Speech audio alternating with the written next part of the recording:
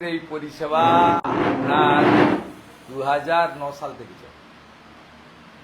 এখনো পর্যন্ত কয়েক হাজার লোককে আমরা চশমা দিয়েছি, কয়েক হাজার দিব্যাঙ্গদেরকে সহায়ক যন্ত্র দিয়েছি। It's a continuous process, not new. আর প্রত্যেক দিন কার্যালয়গুলো থেকে, এখানে 3টে বড় কার্যালয় রয়েছে, সেখান থেকে হাজার হাজার মানুষকে ওষুধ কিনে দেওয়া হয়। 21 দিন করে ওষুধ কিনে দেওয়া হয়। আমি আজকে বলে গেলাম 1 মাসের করে কিনে দিতে, মানে কন্টিনিউ দেওয়া হয়, একসঙ্গে 21 দিনের দেওয়া হয়। এটা নতুন নয়, এটা শিকড় খুব গভীরে। হ্যাঁ, শিকড় খুব গভীরে, এটা চিন্তার কোনো কারণ নেই। আমি তো দিই 9 সাল থেকে। আমার তো নন্দীগ্রামের মানুষ, তার যে আত্মবলিদান করেছেন, তাদের যে কন্ট্রিবিউশন, তারা অত্যাচারিত হয়েছেন, সেই রক্ত দেখেই সেবা দেওয়ার মানসিকতা। 2007 সাল জোড়ে 2008 সালেও, এমনকি 2010 সালেও নিশিকান্ত মণ্ডলের হত্যা, এবং রিসেন্ট পাস্টও 2021-এ আমাকে ভোট দেওয়ার জন্য হিন্দু দেবব্রত মাইতিকে খুন করা হয়েছে। বিজেপি করার অপরাধে তফসিলি মাকে খুন করা হয়েছে। বিধর্মী জিহাদিরা খুন করেছে প্রতিবেলা। অতএব আমরা এইসব দেখেই এই সেবা কার্য এখানে করি। তার সাথে সাথে রাম মন্দির নির্মাণ তো সূচনা হয়ে গেছিল, বর্ষা চলে গেছে, সেখানে কাজও শুরু হয়ে গেছে। বলছি দাদা, নন্দীগ্রাম 2 নম্বর ব্লকের বিদুলিয়াতে যে পরিযায়ী শ্রমিক মারা গেছিল, তারপরে একটা কথা উঠেছিল যে ওইখানকার সাধারণ মানুষ নাকি ডায়মন্ড হারবার মডেলে অভিষেক ব্যানার্জি হেলথ ক্যাম্পটা চাইছে। ওখানকার কিছু মানুষও ওরা বলছিল, একটা সোশ্যাল মিডিয়াতে একটা ভাইরাল হয়েছে। কি করুন না ভাই, চুরির পয়সা আছে, করতে না বলছি। এক্সপায়ারি ওষুধ দেবেন না, ভুয়া ডাক্তার আনবেন না, করুন না। সরকার তো প্রাইমারি হেলথ সেন্টারগুলোতে ওষুধ পায় না কেন লোক? আর কেউ চায়নি, ওসব সাজানো। কালকে তো ওই পরিবারে আমি গেছিলাম, তো আমাদের পরিবার। তারপর প্রদীপ মান্নাকে দিয়ে আপনাদের একটা চটিচাটা চ্যানেলে দেখিয়েছিলেন জি 24 ঘন্টা। এখন চাঁটছে বেশি, কলকাতা টিভি আর নিউজ 18-এর সঙ্গে কম্পিটিশন করে। সে জি 24 ঘন্টা লাইভ করছে না লোকজন। জি 24 ঘন্টাতে যে প্রদীপ মান্না বলেছিল, ওকে আমি ফোন করেছিলাম, বললো হ্যাঁ বিপিএসসিতে ওষুধ নাই। তার জন্য তো দায়ী ওই ডায়মন্ড হারবার মডেল যে করছে তার পিসি স্বাস্থ্যমন্ত্রী। তার জন্য তো আর অভিজিৎ গাঙ্গুলি আর শুভেন্দু অধিকারী দায়ী নয়, বা পঞ্চায়েতের প্রধানও দায়ী নয়।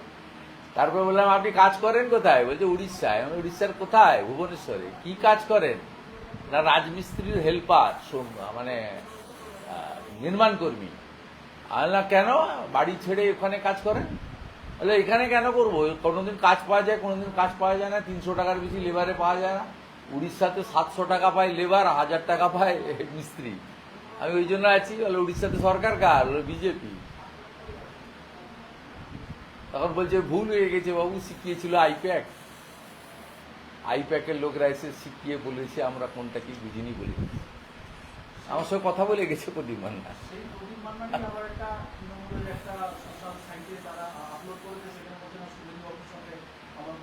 হ্যাঁ, শুভঙ্করের ফোন থেকে কথা হয়েছে, হলদিয়া হাইকোর্টে ল ক্লার্ক শুভঙ্করকে জিজ্ঞেস করুন।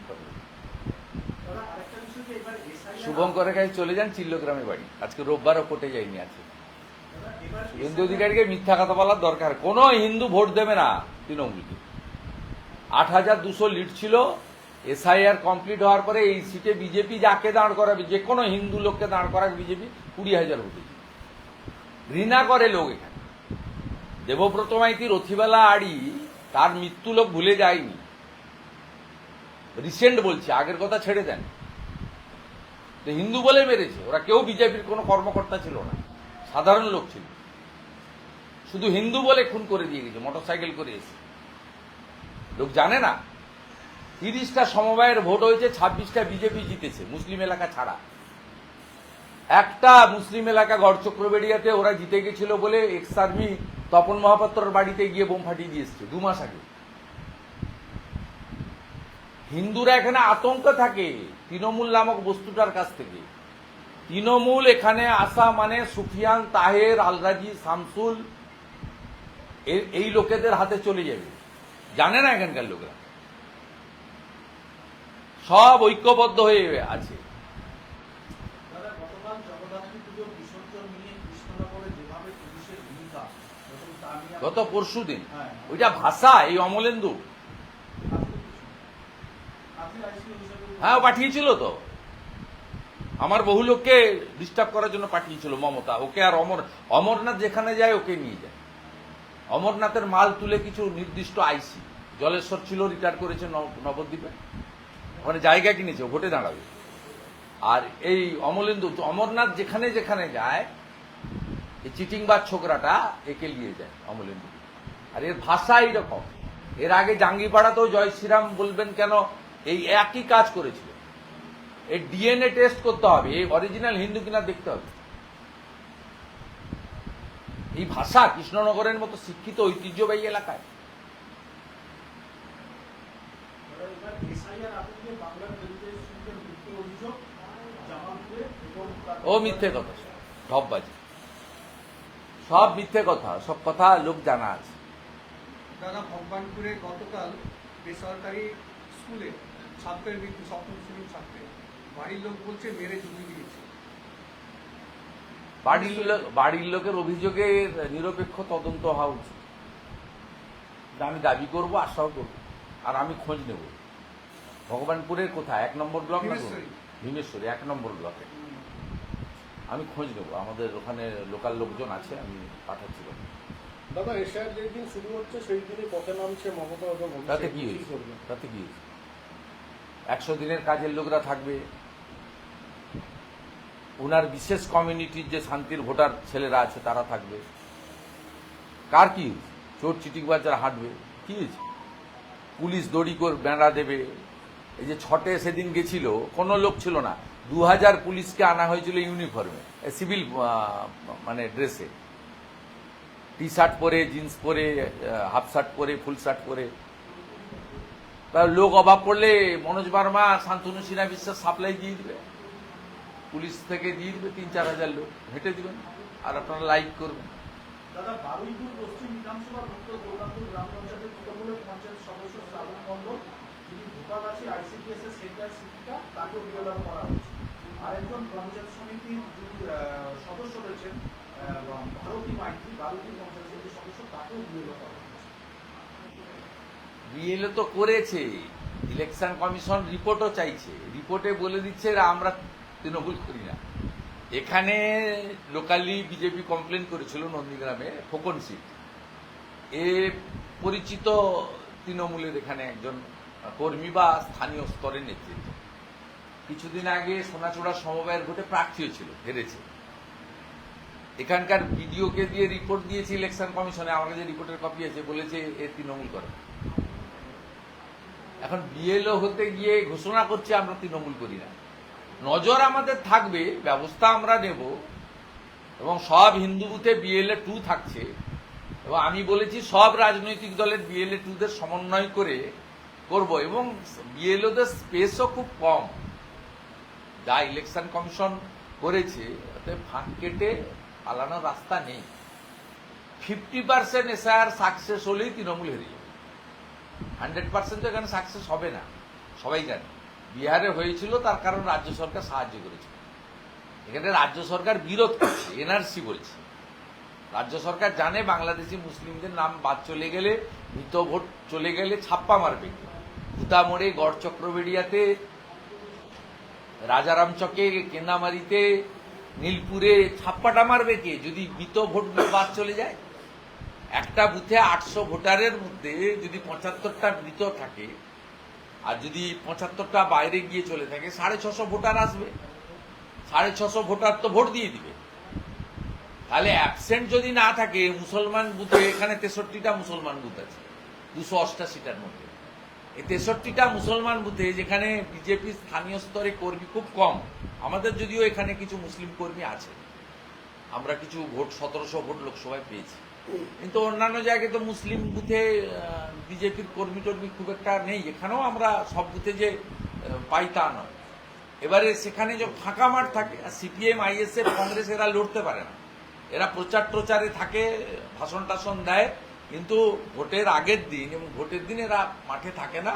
নয় পুলিশ তাড়া করে বের করে দেয়, আর যদি সকালে ঢোকে এরা মেরে তাড়িয়ে দেয়, বেরিয়ে চলে যায়। জানলা টানলা সব খোলা থাকে। তা সকাল সকাল একবারে দাঁত মাজতে মাজতে গামছা পরে একটা ভোট দিয়ে দেয়। তারপর 11টার পরে একটু প্যান্ট শার্ট পরে একটু সেজে গুছিয়ে এসে ভোট দেয়। বিকালবেলা যেই সূর্যটা ডুবছে তখন লুঙ্গি পরে এসে আরেকটা ভোট দিয়ে দিচ্ছে। মেয়েদের ক্ষেত্রেও তাই হচ্ছে,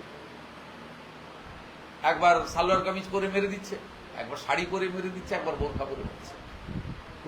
রাজ্যের শাসক দল কি এসআইআর নিয়ে আতঙ্কিত? রাজ্যের শাসক দল এসআইআর নিয়ে আতঙ্ক না হলে 12টা স্টেটে হচ্ছে, স্ট্যালিন সাহেবের স্টেটে হচ্ছে,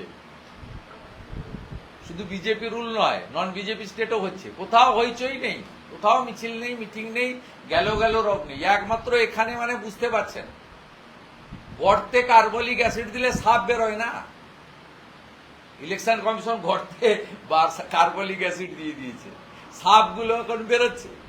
এটাই তো প্রকৃত দৃশ্য।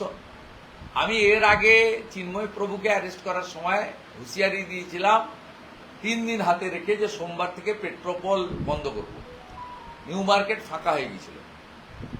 এখনো আপনাকে বলছি প্রায় 20-25% মুসলিম বাংলাদেশি পালিয়েছে। বর্ডার এলাকার গ্রাম ফাঁকা হয়ে গেছে, নিউ টাউনে কাজের লোকরা নাই, হাওয়া হয়ে গেছে। খোঁজ নেন, বুম ক্যামেরা পাঠান। আজকেও বলছি পালাও, এখনো হাতে 24 ঘন্টা আছে। 4 তারিখের আগে পালাও। 4 তারিখে ফর্ম ডিস্ট্রিবিউশন হওয়ার পরে ফর্ম যখন রিটার্ন আসবে, যে ফর্মগুলো রিটার্ন আসবে না বাংলাদেশি মুসলিম, তাদেরকে তো বিএসএফ রিপোর্ট করবে, তারা তো অনুপ্রবেশ নেই। অতএব পালিয়ে যান, আর হিন্দুদের কিচ্ছু চিন্তা করতে হবে না। সিএতে অ্যাপ্লাই করুন, বাকিটা আমরা বুঝে নেব। তারপরেও যদি 2-4 হাজার হিন্দুর কোনো সমস্যা থাকে, আমরা আছি, আমরা কাজ করছি। আমাদের বড় টিম কাল ইসিআইতে যাচ্ছে, আমি নিজে পরশুদিন সিইও অফিসে যাব।